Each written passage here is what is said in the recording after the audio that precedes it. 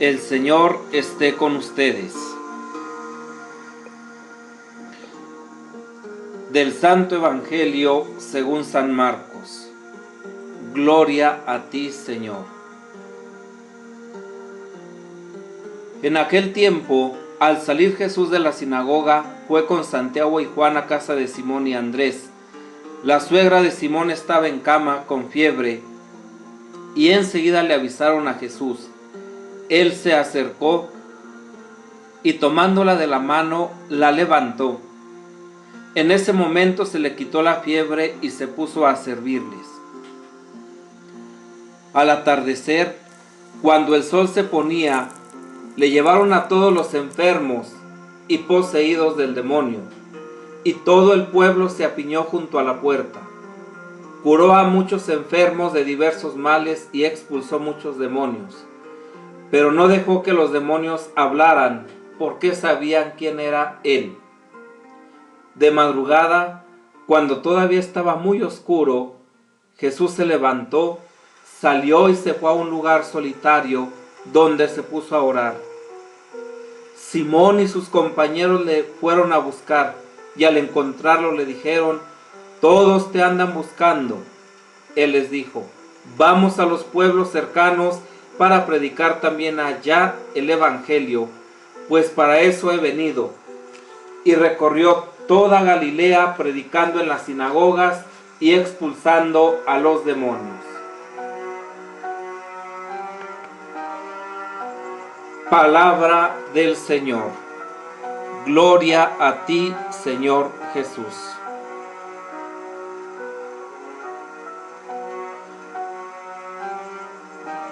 Homilía para el primer miércoles del tiempo ordinario, ciclo B. Queridos hermanos y hermanas, paz y bien. La primera lectura tomada de la carta a los Hebreos, capítulo 2, versículos 14 al 18, manifiesta esta relación familiar que existe precisamente entre la Santísima Trinidad y concretamente entre el Padre y el Hijo, y que al mismo tiempo son la imagen, son lo que todos los hombres y mujeres hemos de llegar a ser precisamente por ser hijos del mismo Dios. Cristo glorificado no niega su vínculo de fraternidad con nosotros, vínculo querido por Dios, establecido por la encarnación, con vistas a una misión de liberación en la que la muerte es vencida por medio de la solidaridad hasta la muerte. Una primera conclusión vuelve sobre la cuestión de la relación entre Cristo y los ángeles, para marcar de nuevo la distancia. Cristo no se ha vinculado a los ángeles, se ha insertado en una familia humana, tiene un nombre humano, Jesús, títulos correspondientes, hombre e hijo de hombre, pionero de su salvación.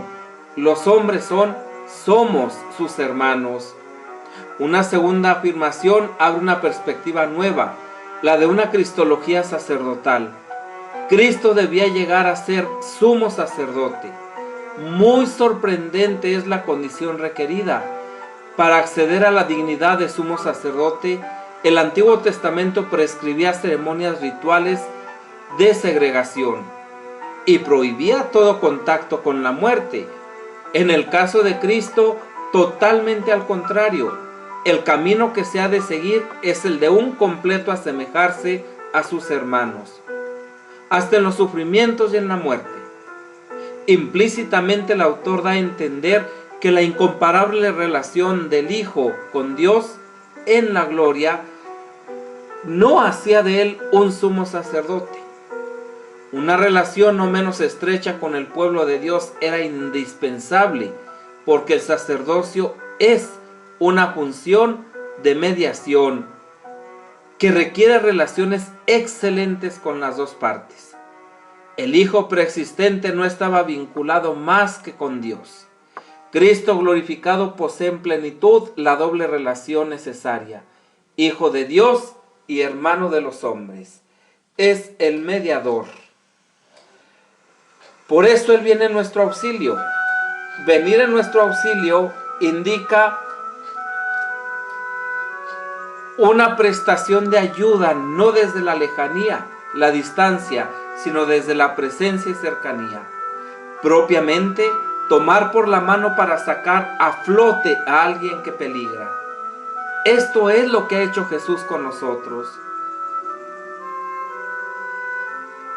Hay una disposición divina, una gracia de Dios. El proceder de Dios y el del Hijo tienen una lógica. No es un capricho, no es un absurdo. Tiene unos motivos comprensibles para nosotros. El fin que Dios se propone, tal como Él nos lo ha manifestado, es llevar a su morada la gloria, que es la condición de hijos suyos, a los descendientes, hijos de Abraham, que representan a los hombres todos, a toda la humanidad. Para lograr este fin era un medio adecuado y conveniente el que Jesús sufriera la muerte, porque el pionero o jefe de la fila de la salvación no podía llegar a la meta, la gloria, sin pasar él mismo por una adaptación de su ser a esa misma gloria. Si no se realizaba en él una transformación profunda, radical, íntima de su propio ser, y precisamente por medio del sufrimiento.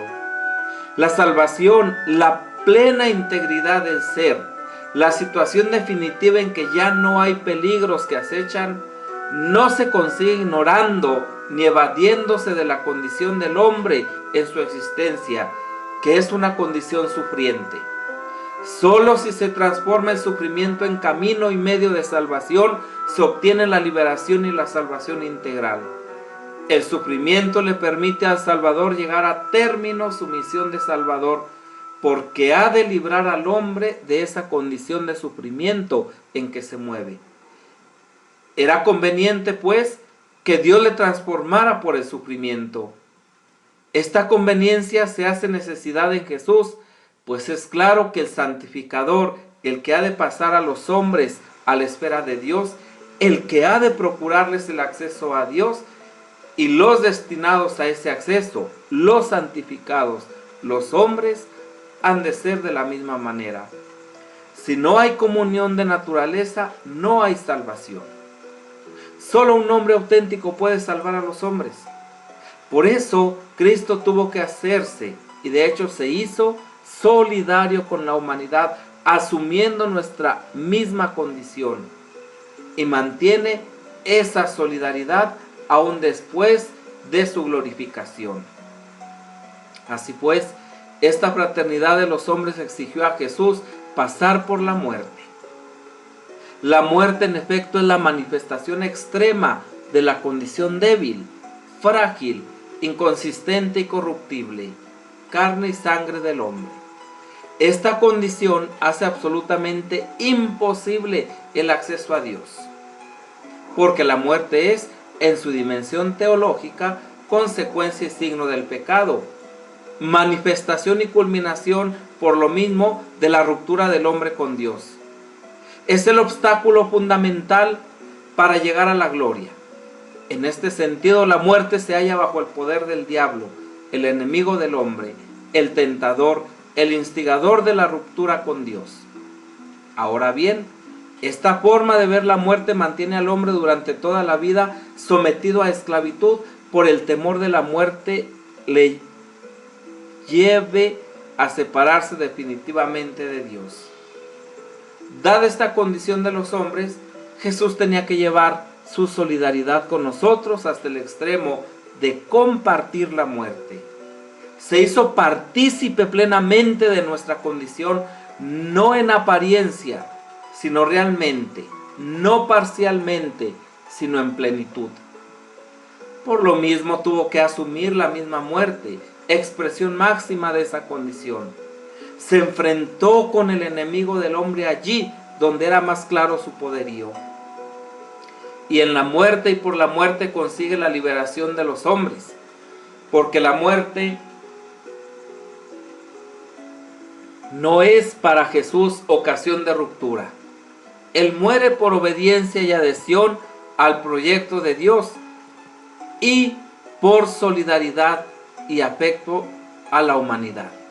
compadecido de su situación. La muerte sella su entrega y su amor a Dios y a los hombres. Así, el mayor obstáculo se ha convertido en camino. Así Jesús echa una mano a la descendencia de Abraham y la saca del abismo en que se encuentra.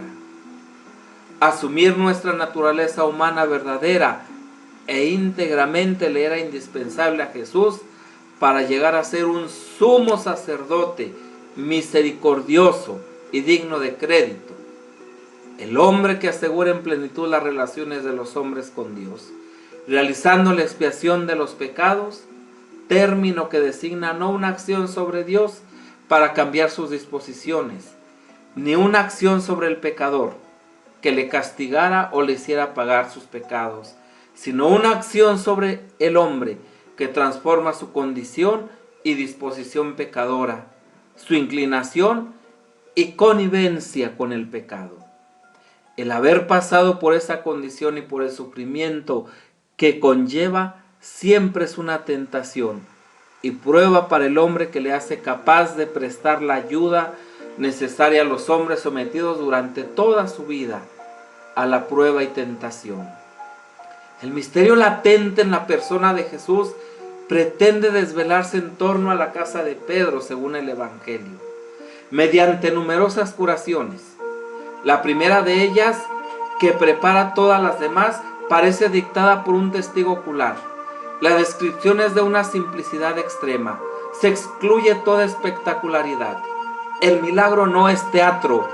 El gesto de Jesús es natural, pero como todo gesto, lleva en sí una carga simbólica perenne. Las dos palabras centrales de la narración, la levantó y se puso a servirles, revelan que el poder de Jesús levanta al hombre, al ser humano, a todo hombre, de su estado de postración para encaminarle sobre el sendero del servicio, que es el sendero de todo discípulo. Las demás curaciones invitan a ver a Jesús, a ver en Jesús a aquel que tiene poder para salvar a la humanidad de sus miserias más profundas, cargando con todas nuestras enfermedades. Todas son acciones elocuentes, pero es todavía demasiado pronto para emitir un juicio acertado sobre la persona misteriosa de Jesús. El entusiasmo puede traicionar. Como los demonios, el hombre debe callar y esperar. Soledad y oración forman parte del ministerio de Jesús. También la oración está en la agenda de su actividad y de sus compromisos. Más aún, aquí es donde culmina su actividad en favor de la muchedumbre, y de aquí arrancará de nuevo una actividad similar. La oración es para Jesús, y así debe de ser para nosotros, culmen y fuente de acción. Es a la vez motivo de búsqueda. Todos te buscan. El que ora, el contemplativo, será siempre el hombre buscado. La gente sabe que esta es una persona que puede ocuparse de sus cosas, precisamente porque se ocupa de las cosas de Dios. Jesús se acercó con especial amor e interés a cada uno de los enfermos que de alguna manera se entrecruzaban en su camino. Se acercó a su mundo, y de los que padecían algún mal, curó a muchos enfermos de diversos males. No quiso pasar de largo ante esa dura realidad. Ciertamente la enfermedad, lo mismo que la muerte, es una consecuencia del pecado. Pero más cierto es que ni la enfermedad, ni la muerte, ni el pecado tienen la última palabra. Jesús vino a sufrir con los que sufrían y aliviarles cargando sobre sí sus dolencias. Tomó nuestras flaquezas y cargó con nuestras enfermedades. Mateo 8:17. Hoy le vemos curando a la suegra de Pedro. El relato evangélico señala unos detalles que muestran el talante humanitario de Jesús. Se acercó a la enferma, la cogió de la mano y una vez curada le ayudó a levantarse. Entonces aquella mujer se puso a servirles. Pero un día Jesús definirá su misión con estas palabras: no he venido a ser servido, sino a servir. Marcos 10:45. Un detalle de no poca importancia, más bien de una magnitud mayor, es el afán, el gesto, la impronta de querer entrar Jesús en relación directa con el enfermo. ¿Cómo? No solamente mirándole, contemplándole, más aún, no solamente orando por las personas enfermas, sino tocándola, teniendo un contacto físico, cuerpo a cuerpo, porque salía de él una fuerza que lo curaba todo. Lucas 6:19. El contacto físico para Jesús era importante, era un signo de poder, de curación, de liberación, de vida.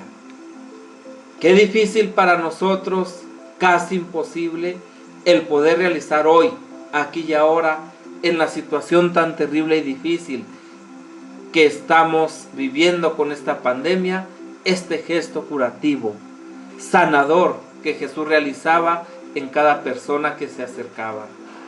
Y sin embargo la fe también sana, la oración confiada, el abandono y la certeza de la esperanza, de la escucha de Dios, también renuevan todas las cosas y a todas las personas.